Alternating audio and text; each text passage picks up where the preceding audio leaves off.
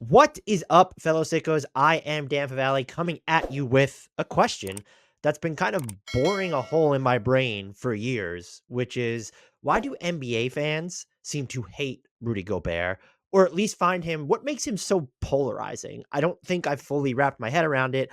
I asked Kyle Thiege from the Dane NBA show, as well as Flagrant Howls about this, and so you'll see that part of our discussion at the end of this after I go on a little rant, but not even a rant, but Friday night against the Timberwolves, he gets dunked on by Christian Braun, gets taunted. He does something that I think can easily be construed as dirty or an overreaction to what Christian Braun was doing, and NBA fans just leapt on it. And then against the Spurs, Wemby, a skyscraper on skyscraper crime, by the way, hits a step back three over him, and NBA fans again seem to sort of relegate in it. And I want to go into that stuff. I mean, let's do this first. Let's watch that stuff. Okay, here we have the Christian Braun dunk replay of it. I mean, he challenged it. You got to give Gobert that. And then there's this aspect of it. Christian Braun got hit with taunting, and I like the way the referees handled this at the end of it.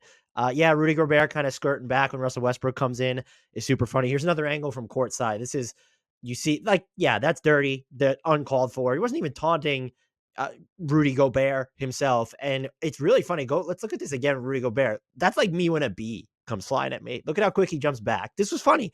Go ahead, make fun of it. Look at it.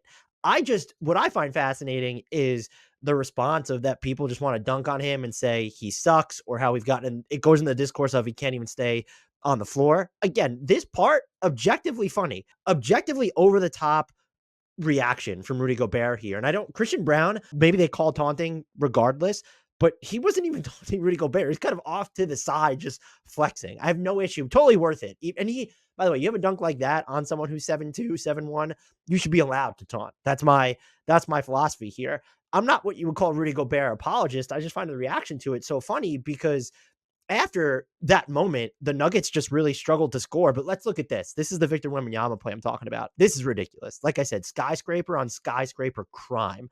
Someone 7'4" just hit that. That's just mind-blowing me. But then after that dunk, the Christian Braun dunk, Rudy Gobert really locked down on defense. He cut off Nikola Jokic a couple of times. He put up some really good contests against Nikola Jokic. He was moving around defensively. And the Nuggets offense, not only because of Rudy Gobert, I think Jokic could have been more aggressive in certain instances, but Rudy Gobert was fantastic defensively. This is just a play where it's like, okay, look at him here. He's recovering onto Jokic. Maybe Jokic could have taken that all the way, but he's there. He keeps in lockstep with him.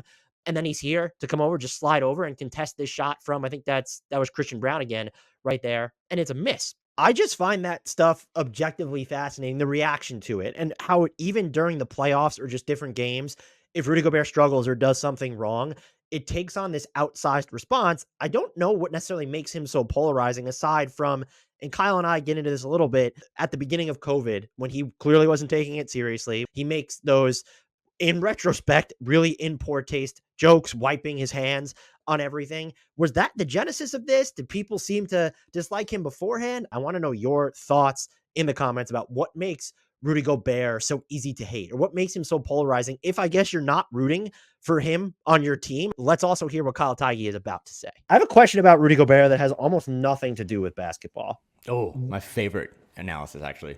What makes him such a polarizing player at this point? Is it really just, I think there are two things that people would lean on is, well, he gets played off the court and like it's happened, but there's always context behind it. Or, and this might be actually the most fair answer, is that people are still aggravated with his approach to the COVID situation when he made light of it before all of us knew what we were dealing with. But I just find it like NBA players don't seem to like him. And just the discourse around him coming out of the Olympics, this one like was just so toxic. And it's also coming from people too, where it's like, you really watch all France's games. Like that's just like so I'm not here to say that Rudy Gobert is the perfect player. There's stuff that he has done that has aggravated me, but like what makes him such a lightning rod? That's such a great question. I do think, because again, not to get outside of basketball too much here, but just society, like COVID was a big thing for anyone that's alive right now or like consuming any sort of content. So for him to kind of be, I still remember that night I was at like a local grocery store and all of a sudden the Rudy Gobert mic thing and all of a sudden the league shut down and we don't know anything about COVID at the time. So it's like, did Rudy Gobert cause COVID? That's not a great, and again, no one really knew what was going on at the time, but that's not a great moment in time for him But even if you strip that away, I still think, and we all had a friend growing up who was tall and gangly, kind of goofy. He's just kind of different. He's just kind of goofy. He's a great, great person. Like being in the locker room pregame, like he's just a really great teammate. But I think a combination of the COVID thing, the fact that, and I mean, I complain about this sometimes, that he's a mid-30s, probably future Hall of Famer that still really doesn't have one single offensive post move, or like he doesn't, Dane Moore's always trying to get him to kind of do a little bit of a floater or something. He doesn't really have a go-to move that, back to my 6 seconds on the shot clock thing, like if he catches the ball, it's a turnover, right? Or it's just going to be a bad shot. So I think that, and then all the money he's made, and then just maybe a little bit of like the international flair, which is weird because I don't think like Giannis or Jokic or Luka gets any of the hate that like Rudy gets. So Giannis has no bag. Yeah, that's true. That's true.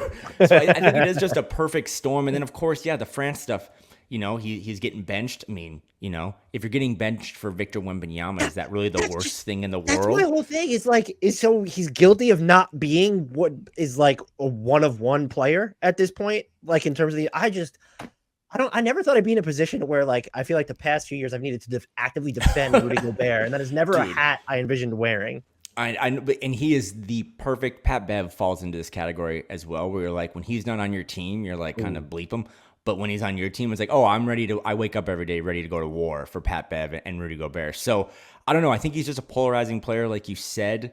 I don't think, again, the NBA, no matter what people say, to me is still like offense is cool, defense is whatever, because, when you're in their driveway, you're not working on shell drill. You're just shooting, right? So for Rudy, defense isn't as cool, but I can't speak to the 3 other Defensive Player of the Year awards that he won because, again, to be honest, I wasn't really watching a lot of Utah Jazz games, but he was the Defensive Player of the Year last year. And there were some other great guys. Anthony Davis is always really elite, but, dude, he took the Minnesota Timberwolves and made them the best defense in the league. Like, you don't even have to watch the games to be like, that's a pretty impressive resume booster. So, yeah, and I also think, too, with the France stuff, France was not supposed to be in the gold medal game, and they did it, and a lot of that credits back to Wembanyama. But when Rudy did get in, I thought he had big time, rim protection and rebounds and stuff. But I also think he's done everything, Dan. Like his resume, I know I joke about this a lot, but I mean, you and I are a couple pods away from making the Basketball Hall of Fame.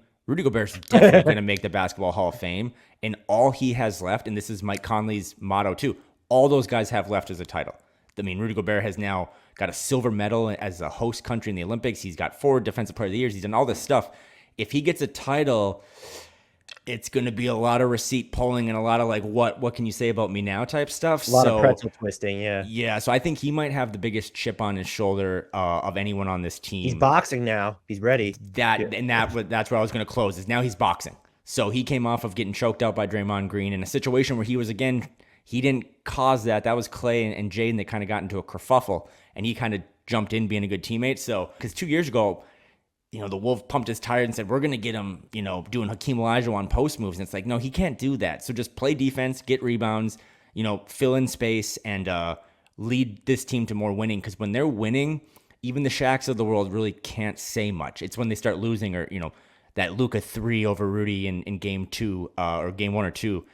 That's when you start to see the jokes. But if they win, man, there's really nothing you can say to someone when they're winning basketball games. Yeah, and also remember when I think it was Draymond Green made fun of him when he either cried because he got his first All-Star appearance or didn't, and that was like pre-COVID and everything. So like Rudy Gobert has kind of had that lightning rod status among players and fans for like a really long time. And for rewinding back to this playoff run, Draymond was still ripping them pretty hard. And again, they have a checkered history, those two. And then the Wolves kind of rallied around him and said, we're not going to send anyone to post-game TNT stuff. And I think that was, if you cover the Wolves or follow the Wolves closely, the relationships with the players and Rudy compared to the first year and to second year. I mean, again, Kyle Anderson and Rudy Gobert punched each other on the court. And then in year 2, we're like setting up post-game dinner dates with their significant others and them to like go hang out. So I think the chemistry with this team, running it back, all the continuity has really helped. And it was kind of amplified in a moment in the playoffs where it's like, you've been talking so much shit about our teammate, we're not going to come up there and talk to you. And I think that was a really cool moment for this team in that locker room. Look, as an employee of the parent company of TNT, I cannot condone that, except to say I absolutely condone that, and it was the right call by the Timberwolves. And Draymond Green is insufferable when it comes to that stuff.